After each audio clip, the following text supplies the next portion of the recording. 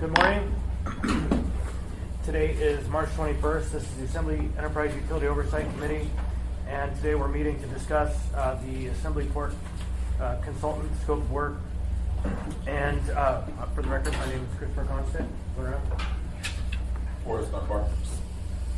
John Violet. Pete Peterson. On the phone.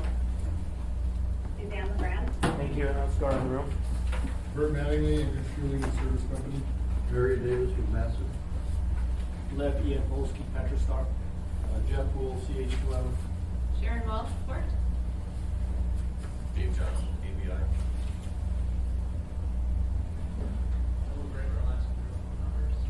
Mike Swalling, Minnesota.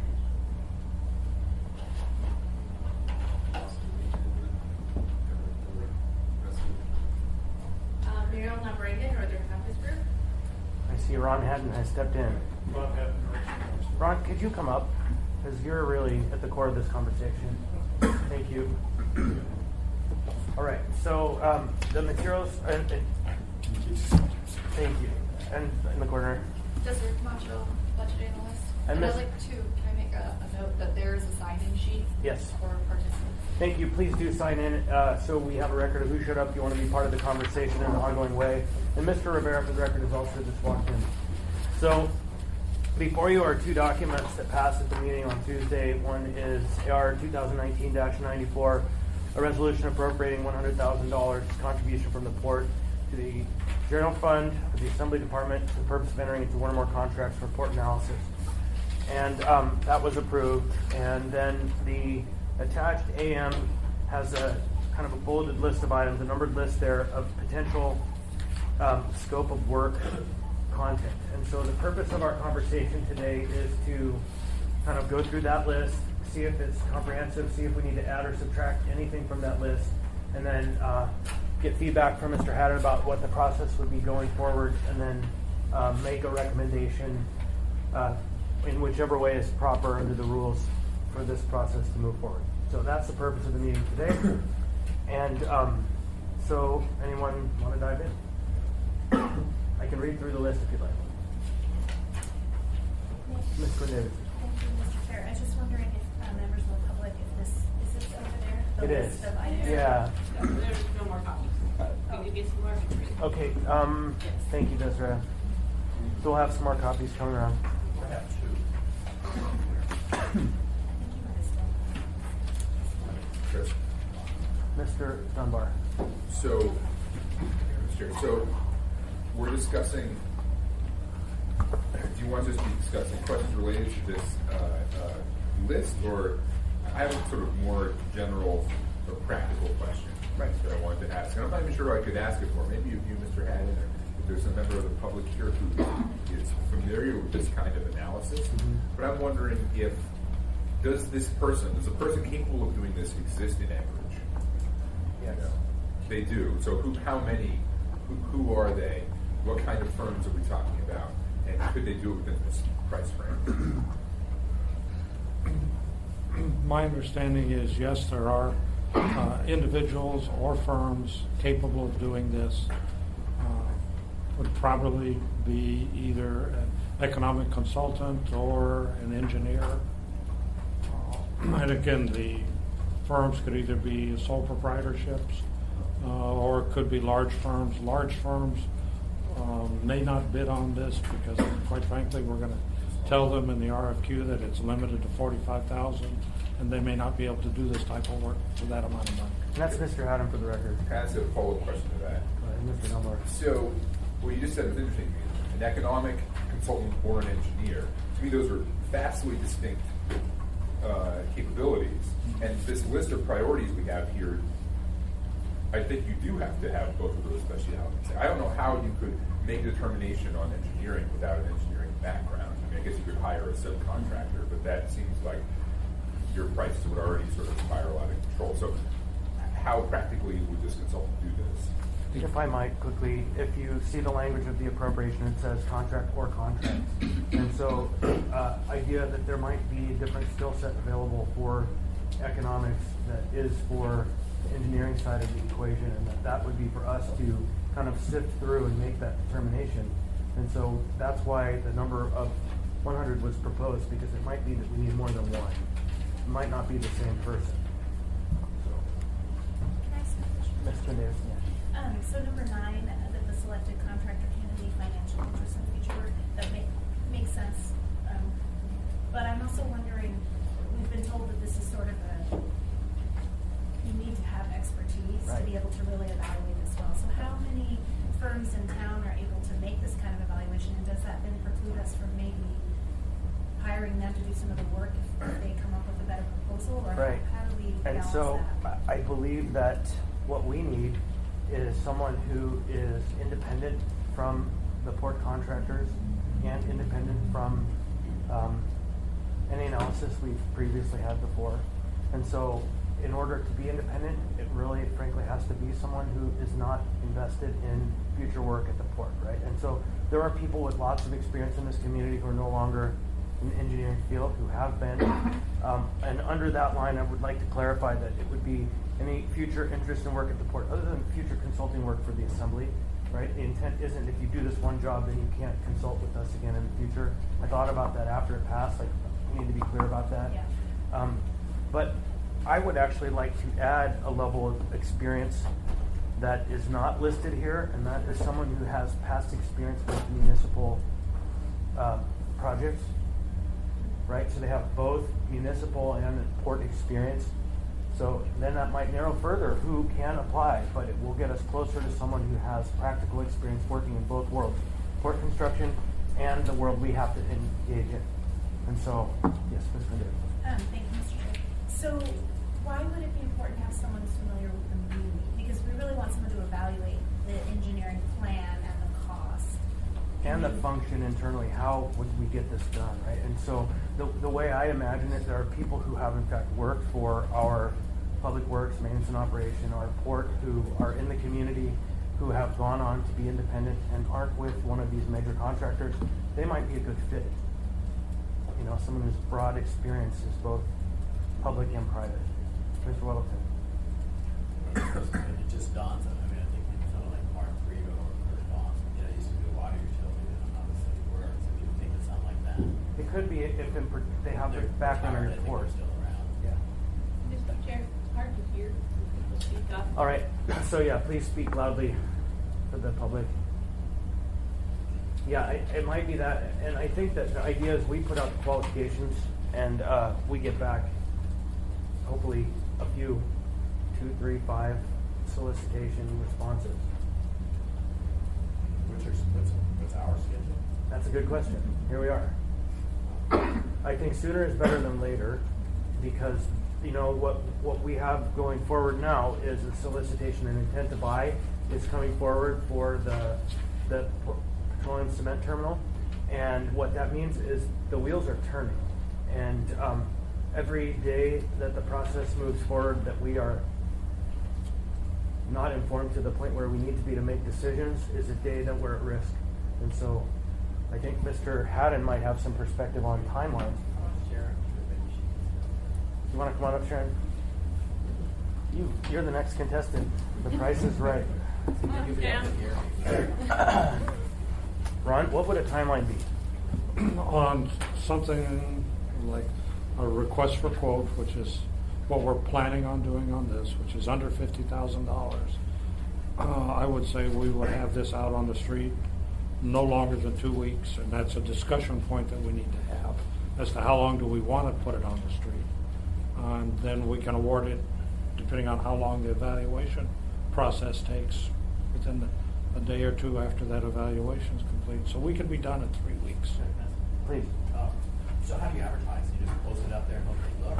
What it is, I will post it on the website, and then if people have selected folks they would like me to email, I will be happy to email them. But you're allowed to do that. You're Yes. allowed to go out and do that. Yes. And I believe that so are we, right? We are able Yes. to give you contacts, and that's fine. Right. In fact, I would encourage members of the assembly or public to provide me a list of contacts or to watch the municipal website if you're an interested contractor. And we also have a rep from the ADN here or the Alaska Journal of Commerce, who's very interested in this project, who will probably advertise to the public that this is happening. So it will be disseminated. Ms. Quindez. Yeah, Mr. Haddon, so you mentioned 2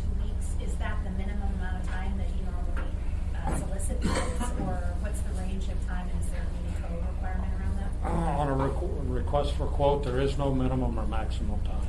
The code requires maximum time for formal or minimum times for formal solicitations, which is 2 weeks, 14 days. And that's over 50,000? That's over 50,000. Got it, thank you. So those are, go ahead, please, Mr. Wilson. So what's your sense of this? We're getting someone to keep an eye on you. I mean, is that kind of like what's going on with this? You don't trust? I mean, that's not where I'm coming from. I just want to see what's the sense of people in the port. Well, I understand, why the question is out there. It's, I came to the port from the building department 5 years ago now. And that was right at the kickoff of the current program of this. I participated in the charrette as part of the building department, and then a few months later was there at the port. And, the process is complex. There's a lot of pieces and parts to putting together a program, of this size. And from the charrette, that was the entire, what should we do with the entire port modernization. And there was, I think the charrette was 3 days, full of people from the stakeholders. So most people have changed now. Some of the, things happen, new people are in the seats. All along, it's been a pretty open process. Pretty much everything is considered public information. And we've cooked along and done what needed to be done to flesh out preliminary concept design, preliminary designs, all based on the original charrette, take it all through to the point where the petroleum cement terminal is 100% design. We've had extensive public information on our website. We had the test file program where we met with, I go to every Government Hill Community Council meeting, the project people. At that time I was, sidebar, I became project manager early this year after the current project manager, Buckley, left the municipality. Prior to that, and in my role as deputy director, I have operations, maintenance, and security. So it's been my job to keep the existing port patched together, all the miscellaneous engineering and construction projects, to keep things moving, fix what needs fixing, keep it in good order. So, off the sidebar, back to this. So the project personnel were at Government Hill Community Council. We had the test file program, the preliminary parts. Jim Jager, our external affairs director, is down in Juneau right now. But he has been, really putting all the information that we can on the website. We've been wanting to get the word out. But it's not something that necessarily is fun to read about every day in your morning coffee. Let's go to the comics and see what a horoscope is. That's more interesting. So, but now that we're to the point where all the information is enough engineering, permitting, and cost estimating has been done to really start dialing in on the real numbers, that's a new day and new attention. And so I understand why people want to be sure that, hey, this isn't just something that's been running around on its own task, and we weren't paying attention and it got out of hand. I understand that people may feel that. Having been through the whole process, I think it's been a very measured, considered process. But I understand why at this point in time, new people in different chairs that weren't around for some of the earlier discussions want to know, is this the right thing? So we always welcome interest in the project. We are happy to work with whatever consultant or consultants comes out of this, totally transparently, and we welcome the interest. It's good because you're paying for it. Yes, we're paying for it. Yep. So is there someone out there who can do or someone? I think the important thing, I'll show my bias here. I'm born and raised in Anchorage. I went to school out of state, and I'm an engineer, and it's always bothered me when there's an idea that, well, people from Alaska just can't handle this kind of stuff. We need to do something big. It's like, hey, I probably went to a better school than a lot of the folks that might be coming from somewhere else. So I've always felt that Alaskans have the ability to do the same. We're as brainy as the next bunch. And I think it's important that you have someone who understands these local conditions. This port is like no other port in terms of our tidal activity, our silty water, our icing conditions. You really need to understand the cold weather pieces of it, the construction timeline that goes with that. We don't build 24/7, 365. We can't. We've got to pull out the water at a certain point, and we start next year. Having someone who is local, or at least has worked enough up here to understand that, understands what it takes to drive piling, at the port or somewhere close by, that would be a better thing than someone from outside who's just going to come in and have to be re-educated and use most of the cost on the learning curve. Yeah, I don't think we restricted it to some amount of time. No, and I think if I might jump in there, that we have maybe some local bidder option preferences that are available, and we can ask for that to be part of the solicitation. And I would just come back to something that you said. I don't believe that there's a general sense that we're choosing to do this because we don't trust you. I think it's actually that we need to be able to trust ourselves to make the right decision, and to do that we need to be fully informed. And so I would never point to the folks at the port from my perspective. I said that there's a question mark out. Yeah, no, I know. There's a statement of fact. I understand, and so I was about bring yeah. right need information. So I know Jim Jager. And so what we've just added, at least in my opinion, to a numbered list would be that Alaska, aware of Alaskan local conditions, in particular cold weather construction and the timelines of construction. So that's an item that I think it would be wise to add to the solicitation. Other questions?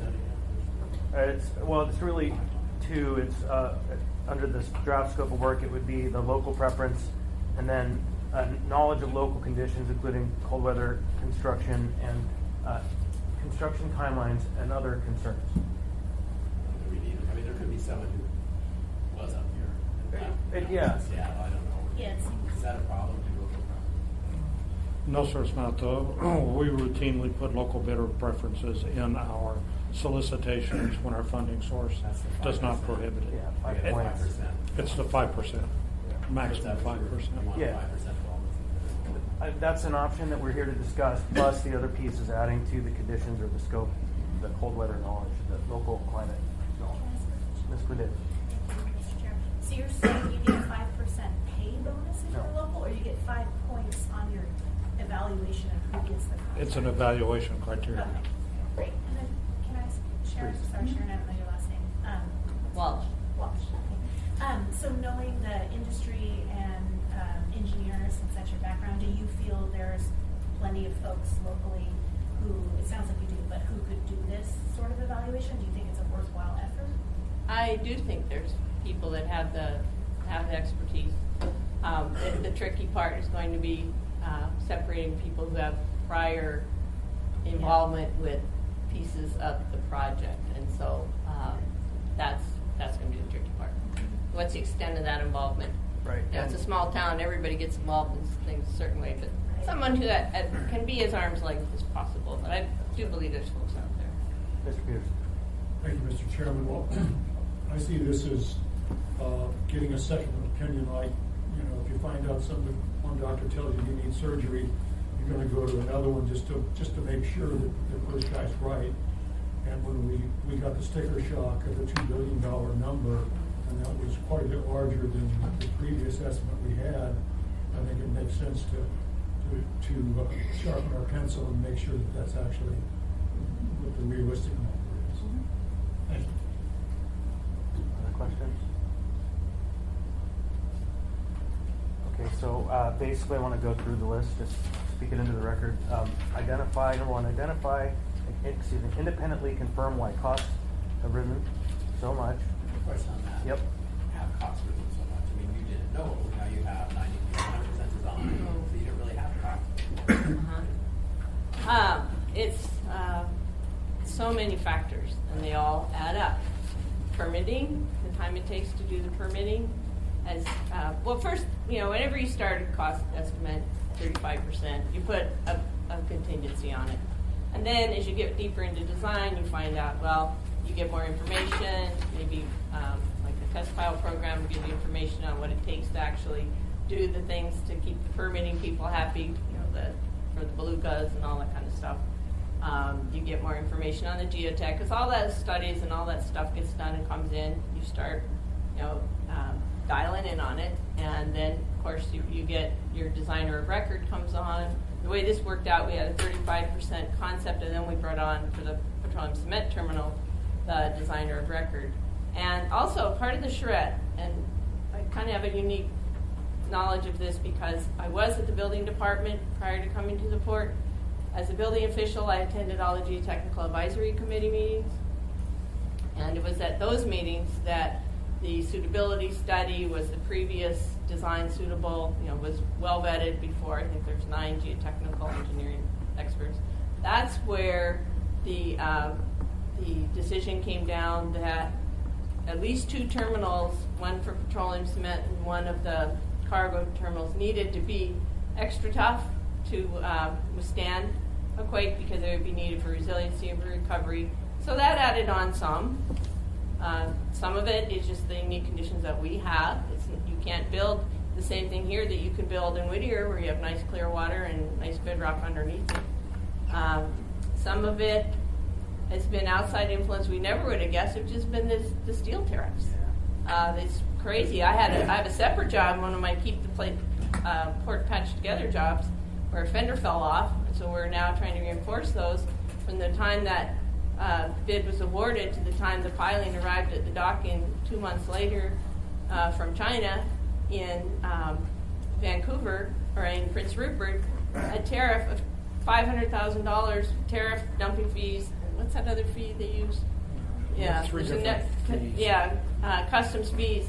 Took a $200,000 piling order and they put $500,000 of tariffs on it. We had to cancel the order and find an American supplier somewhere in between.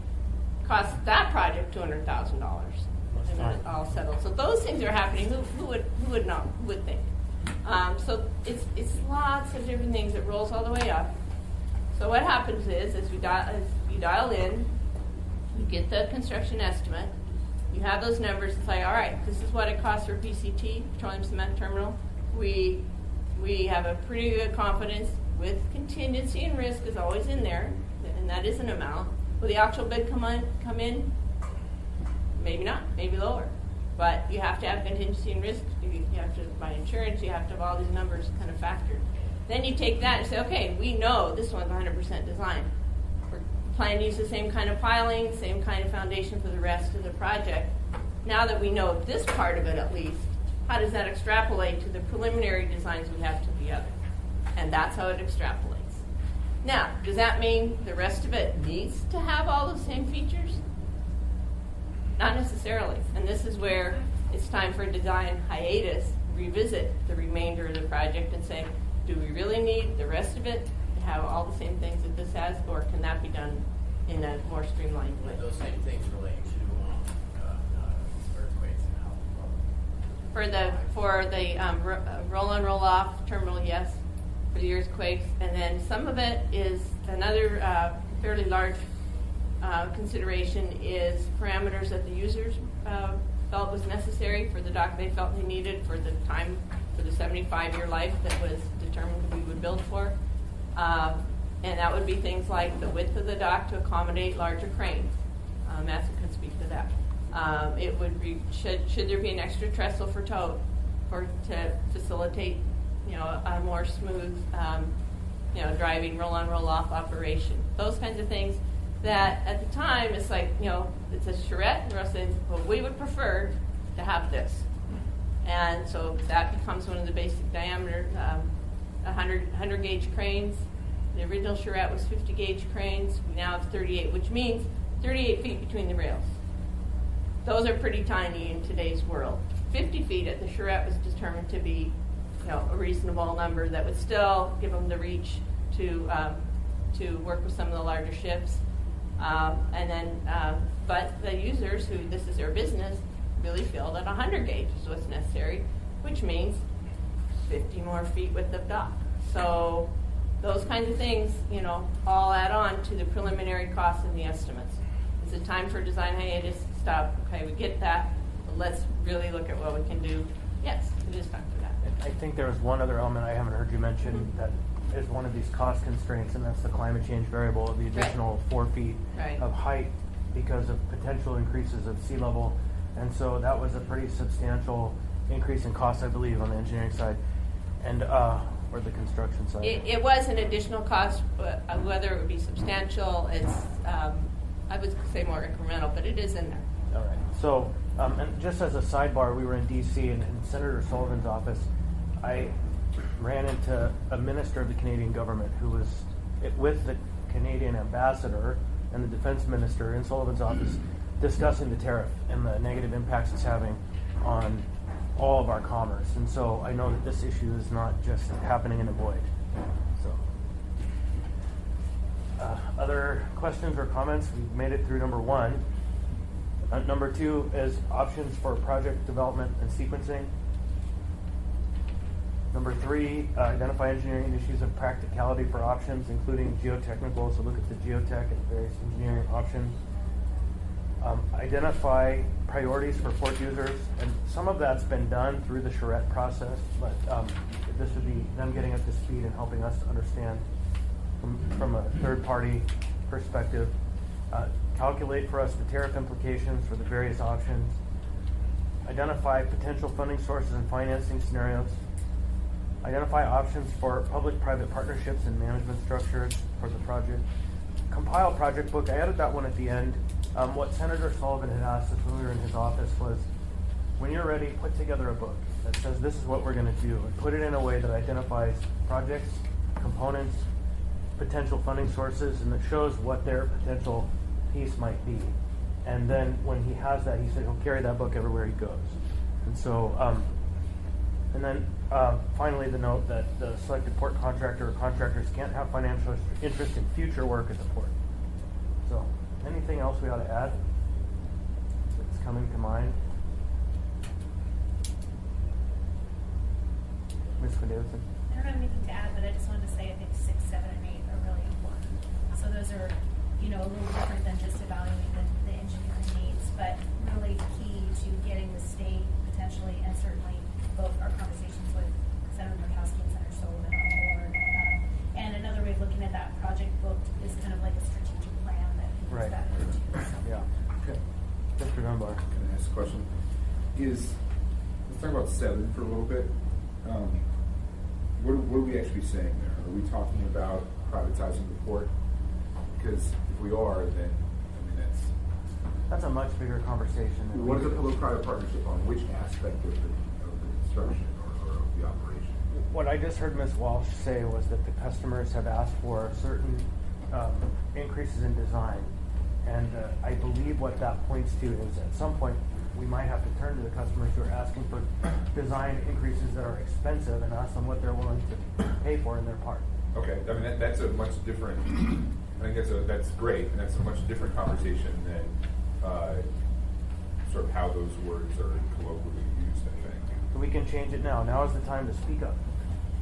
Well, I just want to make sure. I don't want I don't think I want our consultant to spend time talking about what it looks like to privatize the port. I agree. Because that is a sort of a fundamentally different question. I also think it's not a fruitful path to go down. And it may be a conversation for a different time with a different set of people.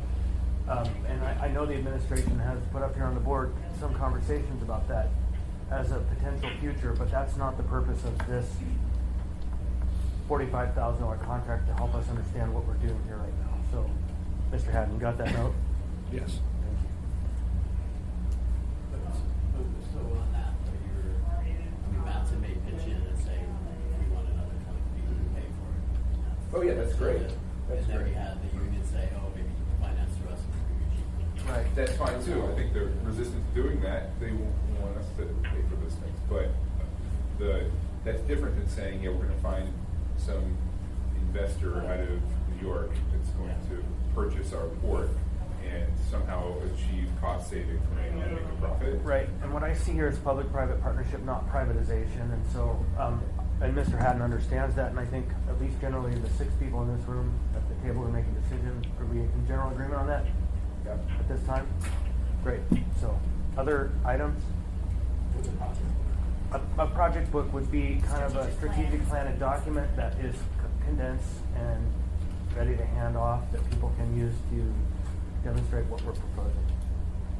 think using that term in the RFQ would help, because people are just Strategic thinking plan. of what that, Yeah, I don't know, Sullivan used the term project book, and I just wrote it down, and he also said strategic plan, so how, just an actual book, a publication that comes out of it, of recommendations. So, should we open it up now to the port folks that are here? Okay, anyone out there who operates in the port have any input for this conversation? Well, name yourself for the record, please. Jeff Bull, Siege-Twin. With respect to number 1 and 2 on this list of scope of work, I would advocate that this person should have experience in federal permitting, Okay. national marine fisheries, because that's driving a lot of the constructability, means and methods, and the cost. So, Thanks. Yes, please. So, Mr. Wellington. 20% of the cost, 5%. Not really that high. So, and it's just a timing thing, you can't make noise with the remaining, and That's like that. the type of hammer you use, it's anything else. It's a myriad of issues. Hydroacoustical monitoring, marine mammal observations, restrictions on equipment, as I said. It dictates a lot of what we do. And that's a current cost estimate. So that's wild, true, right?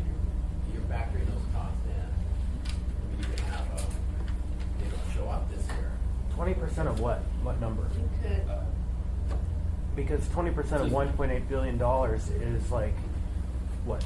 It's a huge amount of money, hundreds of millions of dollars. 360 million. Right, and so are you suggesting? Not the 20% of the construction value, it's a significant percentage. Okay, yeah, because Because what happens is, extraordinary. the way that most of these work out, you either jump in, correct me if I'm wrong, but we did this, for example, the small boat launch project a couple years ago. I don't know if any of you guys have been down there since it was rebuilt. I'm kind of proud of it. It's my job. But we had a Connex there, and it's got a little roof over it, and someone had to sit there for any time we were doing in-water work with a rangefinder and binoculars. We call them marine mammal observers or protected species observers. They have to be trained to do this, and they're watching, they're scanning. And then they know that with their rangefinder, this is 3,000 meters out, or whatever the number is that's been decided by the permit. They see a beluga or a harbor seal, or actually there's even a humpback, cross that line, stop. Contractor, stop. We just stop for harbors. Stop. And they have to pull out of the water, stop all work until that animal leaves the area. Think about that as your construction contractor. You got a whole crew standing there, you know, you're just choo. So that's the kind of thing that drives up the cost of the project. So, yeah, I have to talk to him. I wanted to put up a sign that says no beluga swimming here. All right, so thank you. Other comments from, okay, go ahead, Mr. Malley. I have a written response regarding the tariffs that I can hand out to everyone. My name is Bert Mattingly, and I work with Anchorage Fueling Servicing Company. As you know, it's an airline consortium operating out of Ted Stevens Anchorage International Airport. And for review, in 2018, 602 million gallons of jet fuel flowed through our facility. Of that, 91% was cargo flights coming or going to Asia. So wait, hold on, Mr. Manley. So the purpose of the meeting today and the part of the conversation we're now is relating to the scope of work for the independent analysis that we're going to be hiring for. Okay. And so we will have time for audience participation at the end for items not on the agenda. Sure. And so, but for now, let's stick to the scope of work. And if you have feedback on that, great. Well, it's just item 7, but I can talk about it later, the tariffs. Item 7 is identify options for public-private. 6, sorry. Right, and so do you have something that's specific you can crystallize, or do you want to just wait? I can wait. Okay, thank you. And for the record, Mr. Dyson has arrived. So other comments from the port operators about the scope of work for this? Any suggestions, thoughts? Please, Mr. Davis. Mary Davis, representing Master. On item number 2, identify options. Now, is there already a list of those, or are we talking about any other designs included in this, or what specifically? I believe, Mr. Davis, and someone can correct me if I'm wrong, that there are a large stack of options that are currently proposed and have previously been proposed, and I believe it would be one of the tasks of this person hired for analysis to help us have an understanding of kind of all of the moving parts that we have presented before us. It wouldn't be to go out. All of that would be reviewed then by this person. And then us with them. Yeah. Then, I'd like to ask on the earthquake proofing of the dock, was that vetted as to which end would get that versus the whole dock or not? Oh, Ms. Walsh. through the chair? Yep. That came from the discussions of the Geotechnical Advisory Committee, which those are on record and you can listen to, or you can read the transcripts. But I happen to be there, so the thinking was that roll-on, roll-off was the most viable thing to survive a quake because the cranes may fall over. That's how I'm remembering it. And so if we're going to put money into extra resiliency, it was felt the roll-on, roll-off terminal had a better chance of coming through in a way to get back into operation than the lift-on, lift-off. Of course, those cranes are supported, those whales are supported by their own power. If they're tied down, the cranes can very well sustain that the way they are. I mean, the other thing we need to look at, if there is a catastrophe, who can put the vessels in service to get the cargo here? And Masson has extra vessels. We keep an extra in Alaska already. So our competitors are getting better, but they don't have extra vessels. So it seems to me we should be looking at, if there is some type of incident, who can put extra vessels in the water to get the stuff up here immediately, be able to load it. If those cranes fall in the water, then there won't be any way to do that. So can you restate if you have something we should add to this, or is that just a comment on the general? That's just, I think we should revisit that. If there's only going to be one end of the dock, earthquake proof, if you will, that we should relook at that and see if we chose the right one. Gotcha. Thank you. First, Mr. Peterson, and Mr. Wells. Thank you, Mr. Chairman. And so it's my understanding that many of the vessels that are being built nowadays are being built bigger and larger and take more draft to get into a port. So are the ships that you're using older ships because they don't take quite as big a draft, or what does the future look like for the So the ones that we're currently using in Alaska will need to be replaced in the upcoming years. Yes, they need to be bigger vessels, probably wider, and we would like to have 45 feet of draft. Right now, they're being low tide. They have set on the bottom of that, they were damaged from time to time over the years. Sometimes we have to leave the dock because of the artificial shell. So that's another reason we're getting far around in the water. It also would help, I think, with some of the silt deposits, so that red, some of the reports I've seen. So I think that's helpful too. Well, it's also my understanding that some of the piles that were put in when we were building the other design have actually caused a problem with more silting, and so we had to dredge more, if I'm correct. Yes, there are many concerns with what's happening now. And Well, if I can clarify on that. The current design does call to come to 45-foot draft. It's coming farther out into the water, and it should, which is good, and there would be more natural current helping keep less siltation. The situation with the piling, the older pilings, existing pilings, they were not driven as deeply as some of the more recent stuff. And if you went and dredged out in front of what's already there, you would be perhaps undermining those existing pilings. That's the situation there. And then in terms of the other consideration, I think I'm addressing what you're asking about, was it during quake, and if we get liquefaction of that undredged material behind the dock, because we don't dredge behind the dock, we can't get in there. If that should liquefy and flow through the piling, it could, kind of kick them out. So that's the situation there. Okay, thank you. Go ahead, Mr. Dunbar. Oh, wait, no, Mr. Wellington was in the queue. And then Mr. Dunbar. So, Marion, it's probably better if you stand up so that it's recorded a little better. Are there cases where Matson, you guys are worldwide, right? Part of the company, right? Owned on your own docks or own the docks or parts of them? Is that a parallel?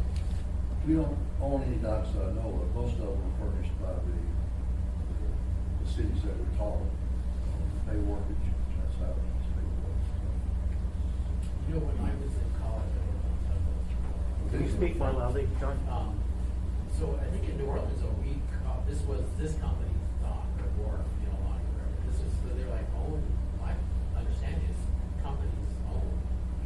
Some do, up here in Alaska, it's mainly with the cruise ships. So down in the southeast stevedore and Cruise Line Inc. and those folks own some of those docks down there. They also pay the building too, but they also get the revenue from the cruise industry also. So that's how they pay for it. But could that happen here, where we say, okay, so you want that dock, that's great, here's your space, build it, enjoy it, we'll charge you ground. I guess everything's up for discussion, so.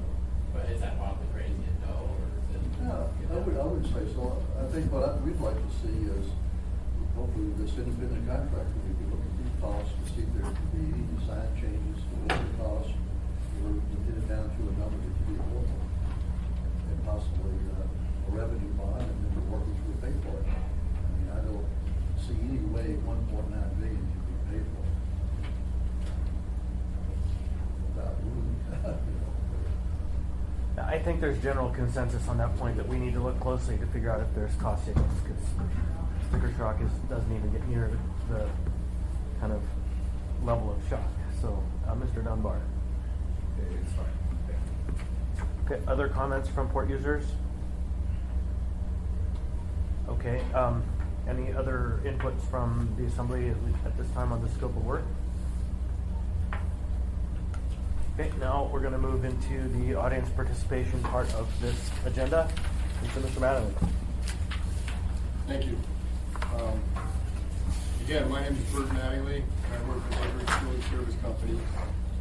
AFSC is an airline consortium operating out of Ted Stevens Anchorage International Airport. For the year 2018, 602 million gallons of jet fuel flowed through our facility. Of that volume, 91% was cargo flights coming to or from Asia. The total amount received in our facility was 616 million gallons. Of that amount, 49% came through the port. Assuming a proposed rate of 2.3 cents per gallon, the port would have collected 6.9 million in tariffs. But the fuel flowing through the port is incremental demand. In other words, the first amount of fuel supplied will be from in-state refineries, which comes directly into the airport. So a 10% decrease in jet fuel would result in a 21% drop in collected tariffs. So that would amount to $1.5 million less the port would collect. The first time I heard of the death spiral was at a port commission meeting. My first thought was it was a doomsday term that someone made up. But as it turns out, that term actually exists. And it's defined as the repeated elimination of products resulting from spreading costs on the basis of volume instead of their root causes. It's also known as downward demand spiral. In the case of the petroleum cement terminal, the cost allocation formula between petroleum and cement is based upon throughput tonnage. The allocation formula assumes 93% of the total tonnage being received at this terminal will be from petroleum products. I don't dispute the tonnage figure. However, I will make the case that this allocation method is on the basis of volume instead of the root causes. The root cause of the cost of phase one, the petroleum cement terminal, is the increased cost required to offload cement. The primary requirements to offload a tanker or barge is a dock and a hose. Looking at it from another angle, the cost of a standalone fuel terminal would be nowhere near the cost of $203 million that is being allocated to petroleum users.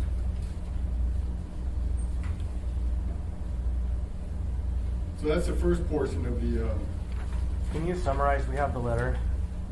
We got that's from last week. I haven't handed out the letter for this.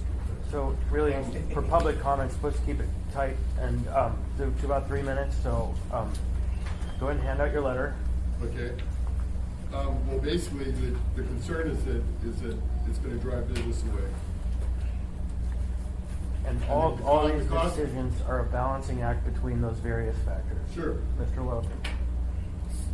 You make probably valid point there. So they just do it by ton, and you're saying, wait a minute. So how should it be percent of value, maybe, or how would you recommend? It's got to be more equal.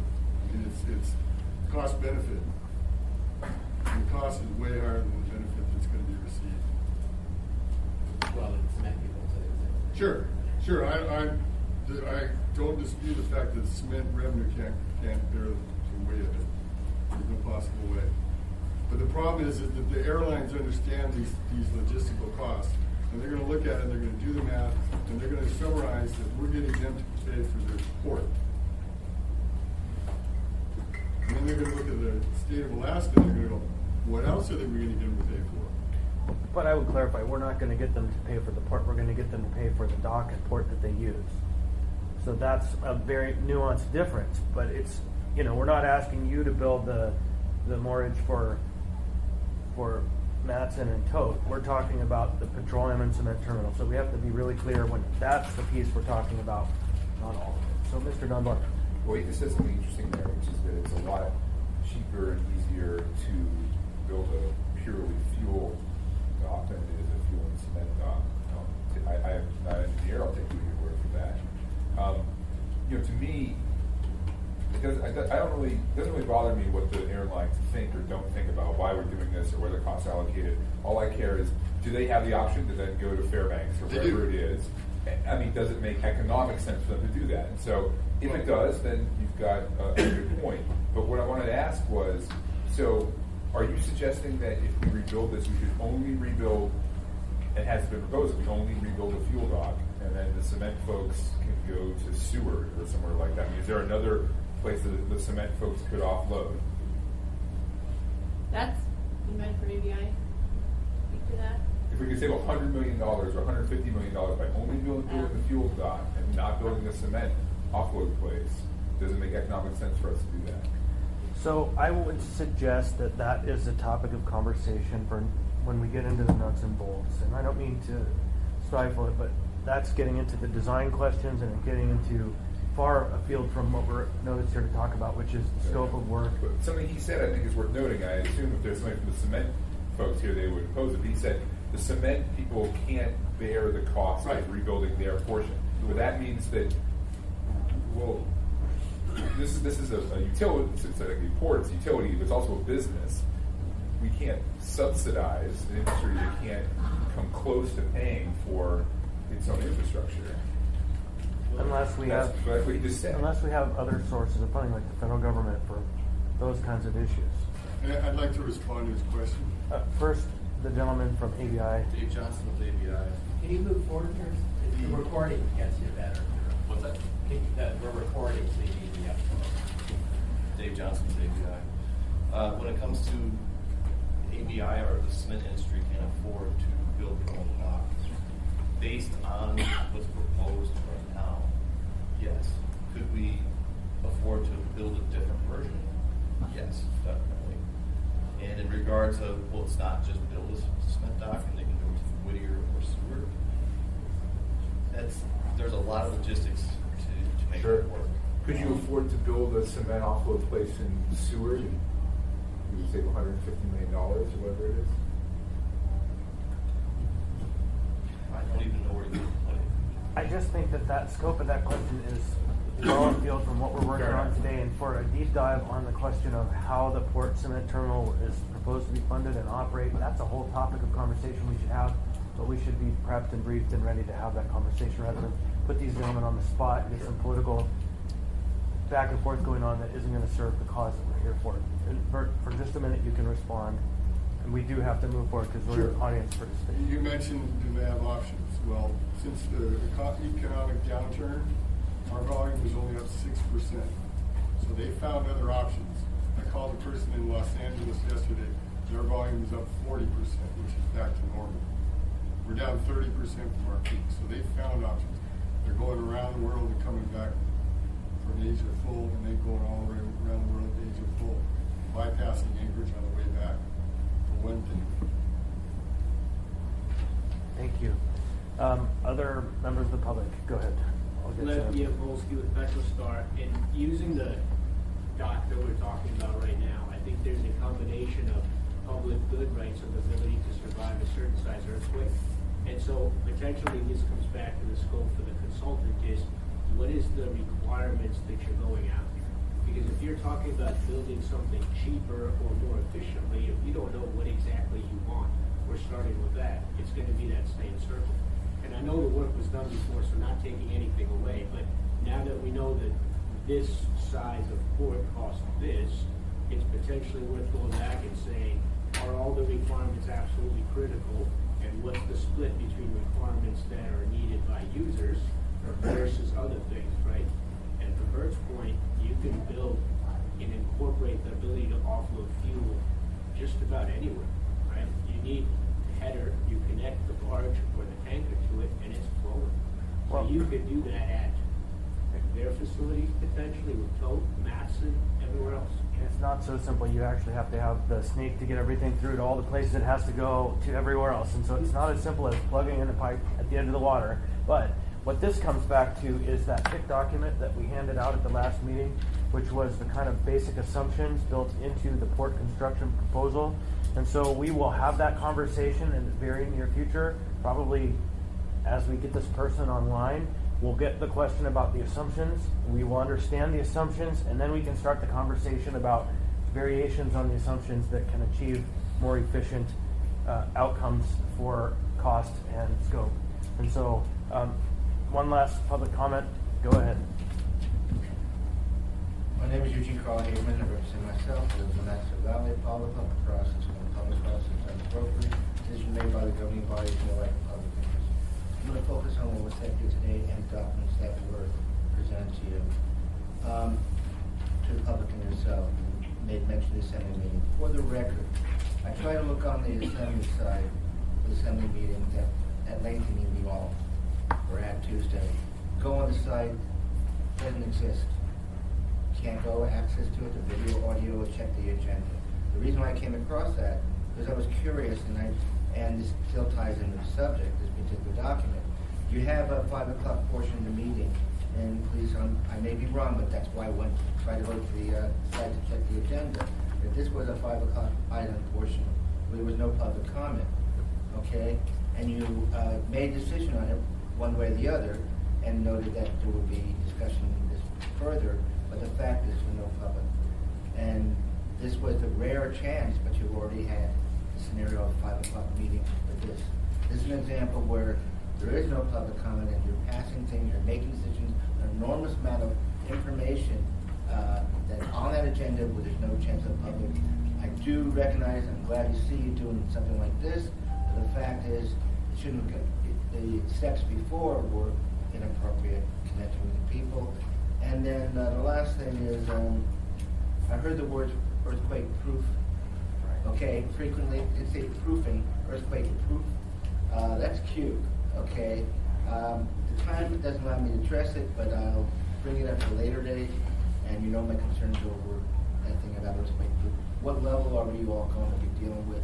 And then note that there's a major investment that you're trying to figure out where the dollars are going to come from on dealing with the port. But are we doing it in a way that we're not throwing good money after bad because we didn't take the necessary steps to make this thing work better, particularly over our recognition dealing with the earthquake? And just close my comments with 47 seconds to spare.